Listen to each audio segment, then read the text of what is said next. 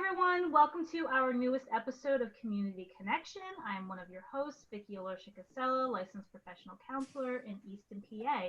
And my co-host, Mark Kenny from Chestnut Hill College. How are you, Mark? I'm doing well, Vicki. Good to see you, and looking forward to today's show. Yes, me too. So before we get started, I'm just going to share our normal disclaimer. If anyone is listening or watching our episode and you are currently struggling with any severe mental health issues, we strongly encourage you to reach out to anyone in your support system, whether it's your therapist, doctor, caseworker, crisis worker, whoever, just to get some help, because I think we're understanding that we're all struggling to some degree right now. So just make sure that you reach out to someone for help. So that ties right into our topic today, which is isolation and suicide prevention during the pandemic. And our guest, Jim Presto from the American Foundation for Suicide Prevention, is with us today. Hi, Jim. How are you? Good. How are you? Thanks for having me. Yes, thanks for being here. So I guess we could just dive right in. Jim, if you can share your role with the foundation and just tell us a little bit about the mission. I am the co-chair of the Eastern PA chapter that covers all of Eastern PA other than the Philadelphia area. The mission of the American Foundation for Suicide Prevention is we actually have a goal to reduce suicide by 20% by 2025. That's our ultimate to reduce suicide because it is preventable. We don't have to lose people to suicide.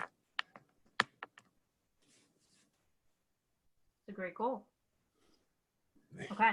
Yeah, and Jim, how does the foundation then, what are its goals, or what is its support to reach that goal?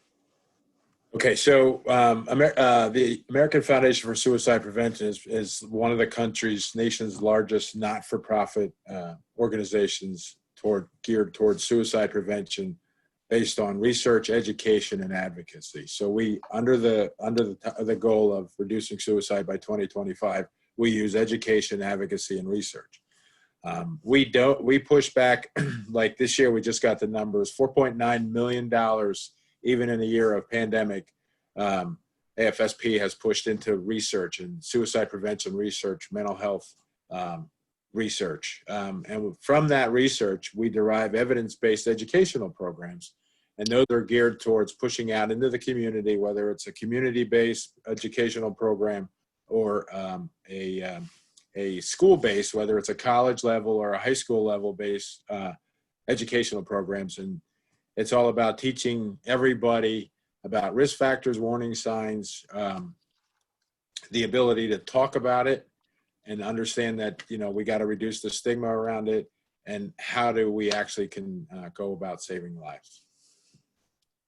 So that's kind of the overall mantra of how we go about, how we're going to go about achieving our goals. And now you mentioned the term community. So how do you conceptualize the sense that describing suicide as a community problem? Well, it's a community problem because nationally, suicide is the 10th leading cause of loss of life. What you see on TV every day in homicide, however tragic, it's actually 16th. So we actually lose many more people to suicide than we do to homicide. The issue with suicide is, in most cases, you don't hear about it as much as you hear about suicide. So it's not as in front of people as it is. And I can equate to that because I lost my son 6 years ago. And the first thing I thought about is I didn't really want this pushing out into the community because I didn't know how the community would react. And that's part of why we don't know as many people as die in the community to suicide as we do on homicide. But we work with the community members. We have a program called Talk Saves Lives that's geared right towards the community members. So when you look at the community and you look at the area that we're losing the most amount of people, as done by the research, it's the largest population area is middle-aged man. We have to understand why a middle-aged man who is, in a lot of cases for the family, is the breadwinner, is the leader of the family. And I don't want to sound sexist in any way, but and they have truly the ego where I can't, I have to stay with where I am, and me asking for help is a sign of weakness. When, if I had the ability to talk to somebody, it's actually reaching out for help is not a sign of weakness. It's actually a sign of strength, where you understand that, there are things in this world right now that we are exposed to that are very different than it was 20 years ago. And being able to deal with all those things in addition to, raising a family, having a good home life is very different, makes life very difficult at times. And it can be overwhelming for some. What would you say are some of the risk factors or warning signs that we should keep our eyes and ears open for?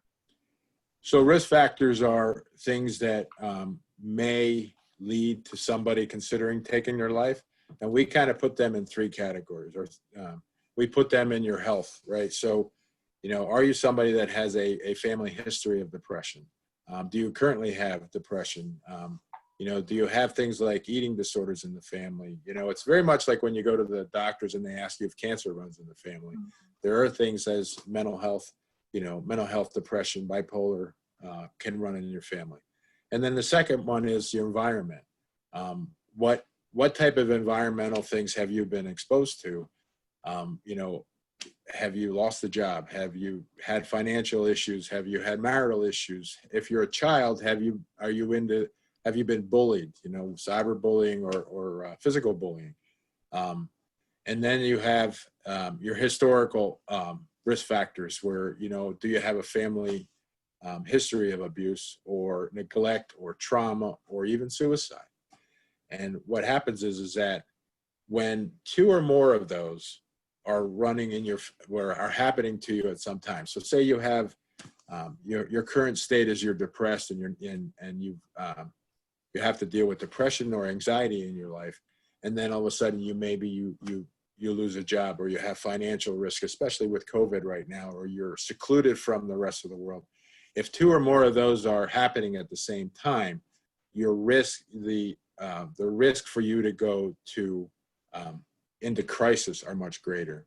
So those are the things that we need to educate people about, so they can actually see what's happening to their friends, their family members, or even in their own lives, so that they can understand that, these are external pressures on me that I have no control of, and that it's okay that I can reach out for help.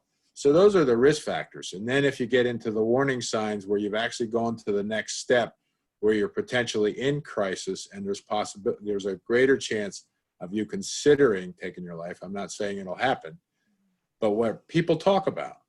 So when somebody talks to you about taking their life, or they feel hopeless, because that's ultimately what happens when people lose hope.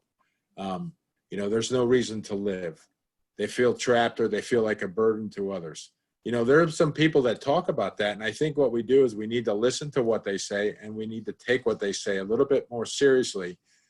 And not that we need to think that they're going to do something tragic or drastic, but we need to just start the conversation of, are you okay? Can just talk about what's been bothering you.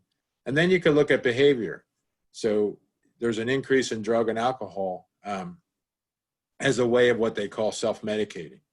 So I can tell you from my son, he actually self-medicated using drugs.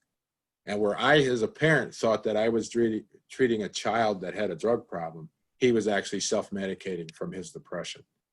So you have things like they're withdrawing from families, withdrawing from friends, giving their possessions away. Those are things that we want to look for as far as in the behavior. And then you have their moods. And their moods are, there's depression and anxiety, but then there's like irritability, whether they're anger. And I guess the rule of thumb that every organization tries to teach people is that if your family or friend that you've known for a while, if you see a change in changing them over, and that change lasts for 2 weeks or longer, have a conversation with them. Tell them, ask them, say, I've noticed you've changed, some things have changed in you. Is everything okay? And is there something you want to talk about? It's just starting a conversation with them, expressing some concern. I think it's very prevalent now with COVID and isolation, where it's important that we reach out to each other just to make sure we're okay and everybody's okay. And we can talk. And now with virtual, we can talk at least as close as we can get to face to face. Thank you so much for explaining that.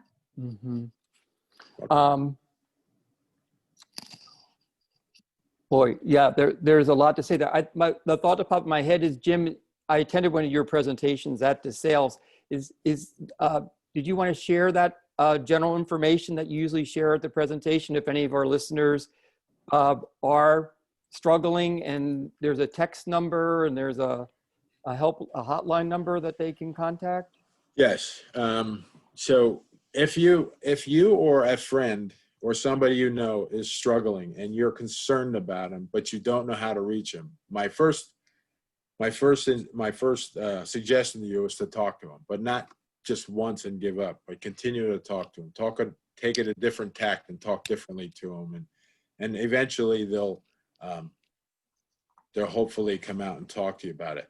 But there's the other thing too, is if you at all feel any concern that you feel that they're considering taking their life, I'm going to say something to you that may not sound very comfortable for you and may sound very strange, but ask them.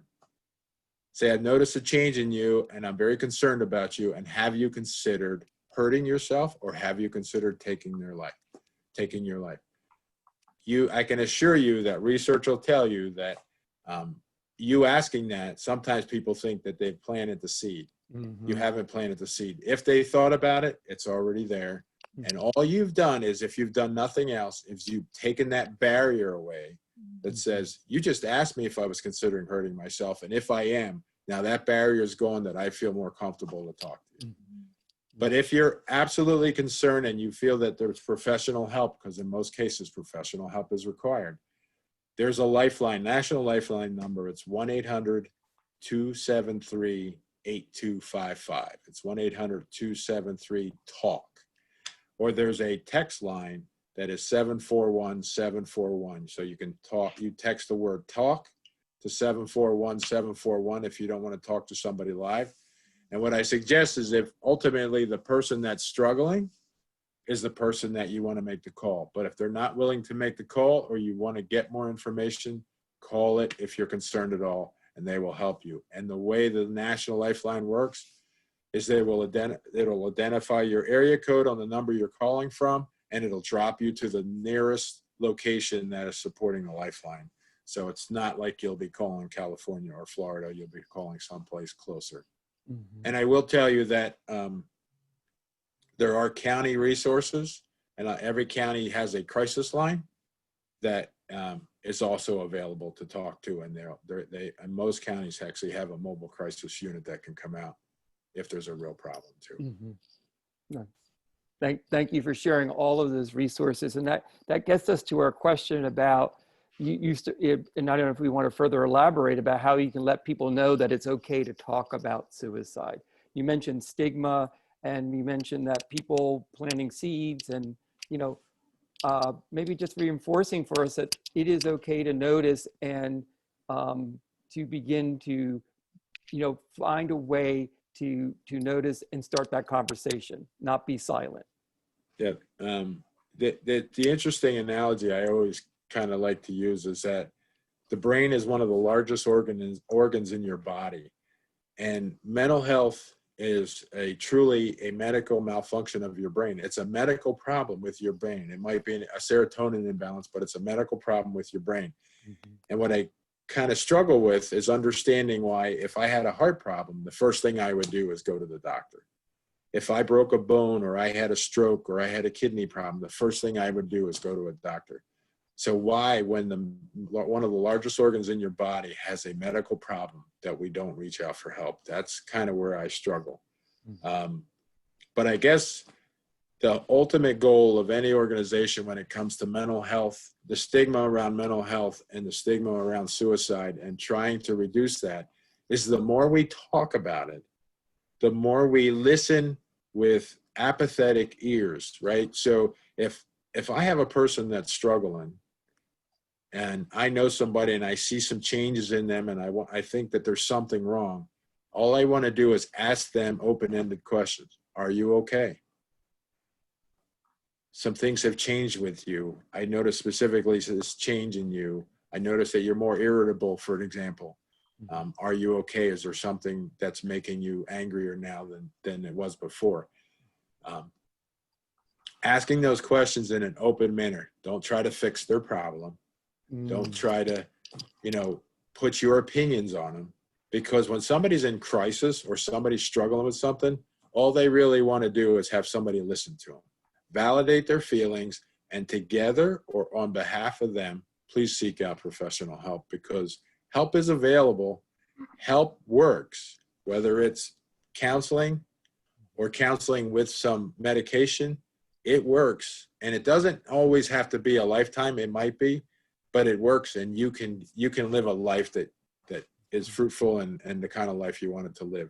It's just, we in order to drive the stigma down or eliminate the stigma, we have to talk about it more. We have to talk about it openly so the people that are struggling feel comfortable coming out, because I can assure you, there are a lot more people out there that are struggling right now that are too concerned about being stereotyped or being made fun of and they don't want to talk about it. Mm-hmm. I just want to go back to you. You were talking about the education piece, and you talked about how you go into the school. So I'm just wondering, how do you help children, in your curriculum? Is it different approaches? In general, different age groups, how do you help them with prevention? So one of the interesting things that it's probably not rocket science, but the first thing you learn about kids is they talk to each other, right? Kids talk to kids first, and they'll talk to each other before they'll talk to an adult. So what we want to do for the same thing we talked about today about educating the community, we want to educate. And in a lot of cases, it's a watered down message, but you want to educate the kids in the same manner, the students in the same manner, so that when they see a friend struggling, they open up a dialogue with them and, are you okay? And then if they're not feeling that they're okay, their friend's okay, that they seek out a friend. And I can assure you, we've been doing this for 5 years with a number of schools and it works, because once the school supports the kids' efforts to try to help each other, and it may be depression, but it may be they have a relationship issue, or maybe they're having an education, a subject, they're struggling with a subject. But if the school endorses it and allows the students to take that lead, it works, because they actually will cross that friendship line on behalf of possibly saving somebody's life. And they have done it, and it works. And it's a very powerful message. But to answer your question, it's the same message we tell to everybody, that let's educate everybody and understand how bad suicide is and how bad mental health is. And let's talk about it, and if somebody's struggling, let's reach out to them and make sure that they're okay. Thank you. So outside of the schools, working with the school districts, in what other ways does the foundation go out into the community and help those who might be struggling with suicide, or just talking about it more? So we do the communities, but we also work in, I had mentioned, advocacy. So we work with state and federal policymakers, because when we obviously talk about our priorities include, more funding for suicide prevention, more funding for suicide research at the national level. And then, we advocate for educational programs for clinicians and for educators, so that they can, recognize these risk factors and warning signs, as well as, the recent thing where they look at changing the lifeline number to 988. So it's easier to remember, very similar to 911. So we work with them. And then mental health reform. A few years ago, they passed mental health reform at the national level. And the interesting thing, when we were involved with talking to legislators, that we hadn't changed that mental health reform since President Kennedy was in office. That's how long it's been, and it was long overdue. And it took the first step, but we have a long way to go.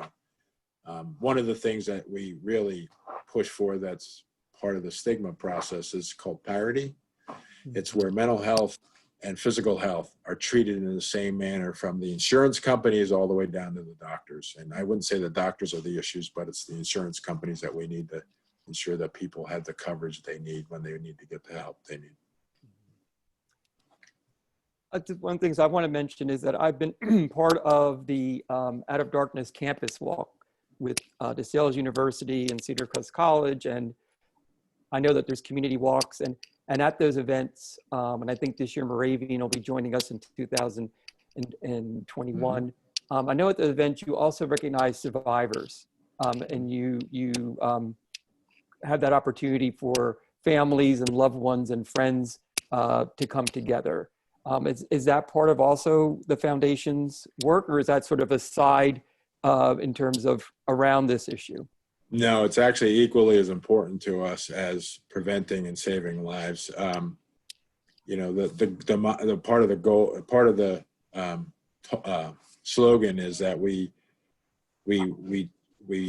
reach out to people that have been touched by this tragedy, as well as saving lives. So part of what we do as survivors of suicide loss is we have programs geared specifically to them. So Mark, you had talked about the Out of the Darkness walk, and we have three types. We have the overnight walk, was actually is two times in a year, where people will actually walk through the night. It's a 16-mile walk, and it's a very large group of people that come together from all over the country. We have community walks, which are basically community-based walks where survivors come out and, you know, pre-COVID, they would actually come out and they would all should get together. In the Lehigh Valley, the last few years, and it's a good way because more people are getting the information, but it's a bad thing because more people are being affected by this tragedy. But we had upwards of 2,000 people attend our walks, our community walk in Allentown the last 2 years. And then we have the campus walks. And as you had mentioned, DeSales, Cedar Crest, and Moravian are now actively involved, planning a walk for next April. You know, and that's a growing trend in the area with different colleges in the springtime putting these walks together. So the goal of those walks remains the same. It's to bring people that have been struck by this tragedy, give them an opportunity to come together and pay a tribute to their lost loved one. But it's also to see how many other people are affected by this tragedy, and to let them know that they're not alone, because we tell people with mental health that they're not alone, but to let these survivors know that they're not alone, and also to let them know that there are resources, there's support groups out there, there is help out there for them. That, you know, when you lose somebody to suicide, the two emotions that run the highest are anger and guilt. Like any other loss, those two emotions run very high in you, and sometimes it's very difficult to deal with. And unless you have been through it, you don't kind of understand it. So we have the Out of the Darkness walks that let you get together with other people so you can share your memories, but you can also share your pain. The week before Thanksgiving, we have the International Survivor of Suicide Loss Day, which this year will be virtual. But we usually come together at Muhlenberg Hospital, and we give an opportunity for people to come together and share their memories and their thoughts, and you know, quite frankly, cry, yell, scream, and holler. But they're in the company of people that understand what they're doing. Mm-hmm. So, and then we have another program for survivors. It's called Healing Conversations. So if somebody's struggling, they can go up on the website. They can fill out this form, and either on the phone, virtually, or in person. Obviously, we need to be safe. But you can talk to a survivor. And if you lost a child, we try to match you up locally with somebody who's lost a child or lost a parent or lost a spouse, and that they can then just spend a few minutes, spend a coffee, a dinner, a lunch, and talk to you.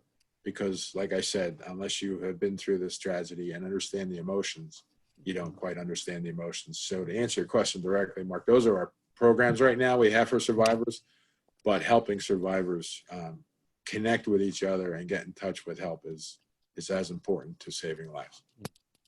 Thank you for sharing that with us. And that last one that you mentioned was called Healing Conversations? Healing Conversations, yes. Okay. Any other resources that you would like to add So on afsp.org, there's a tab on the top that says Get Help. There's a lot of reading information, the healing conversations. If I've lost somebody, there's a tab there to I've lost somebody. That there's a lot of information on there. There's support group information.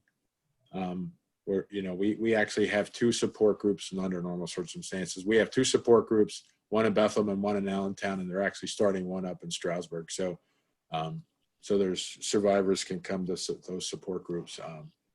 And then, I guess I would also implore from the there's a lot of very good people in the community that are willing to help each other. And I've been involved with a lot of very good people from the different counties. I've been involved with Monroe County, Northampton County, and Lehigh County. And there are county facilities that if you at all have any questions or you need any help, please reach out to the county mental health people or the crisis lines, because they're there to help you too. And they're local people too, so which is great.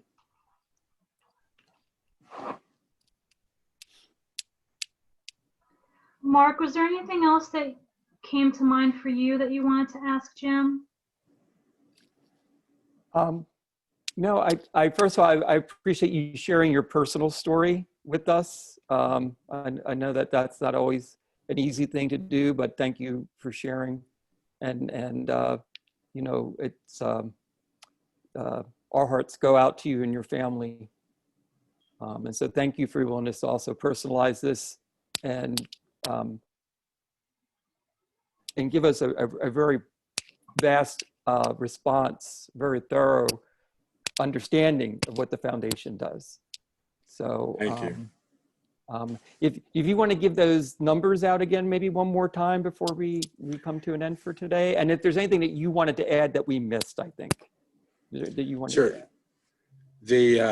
The National Lifeline number is, if you're struggling or you know somebody that's struggling, you want to reach out on their behalf. It's 1-800-273-8255 or 1-800-273-TALK. And the other, if you don't want to talk to somebody and you want to do it anonymously, there's 741-741, which is a national text line that you can text the word talk, and then somebody will respond to you that you can talk to anonymously. And the one note I will tell you is that, yes, it's very difficult. I never would have put myself in these shoes because, I never would have thought I lost my child in that manner. But I can tell you one thing that I take solace in, and that is I keep his memory alive by trying to help somebody else, because that's what he spent his life to. And most of the people that struggle with depression, they're trying to help other people because they, at some point, can't feel that they can help themselves. So they reach out and help other people. So I keep his memory alive by doing this. That's very sweet. Yeah, very powerful. I guess the last thing is, how can people participate in these walks? You go to afsp.org, and I'm pretty sure it's under Make a Difference, but under one of the tabs there, you'll see Out of the Darkness walks, because that's the name of our walks. And it'll take you down and guide you right through, whether it's a community walk, a campus walk, or the overnight walk. And I could tell you that if you wanted to get involved, there's the ability to find out the local chapter and reach out to us to get more involved or get more information. So we're here to help. Wonderful. It sounds in so many ways and so many levels, across ages and across groups. So thank you for again taking time and sharing all that with us today. Thanks for asking me. Yes, thank you again, Jim, and thank you to our listeners and our viewers. Please reach out. Jim shared the numbers. Like he said, you aren't alone. We're all here together. We're meant to come together as a community and help each other out. So thank you so much for tuning in. Thank you, Jim. Thank you, Mark, for being here as always. Everyone have a wonderful evening. We'll see you soon.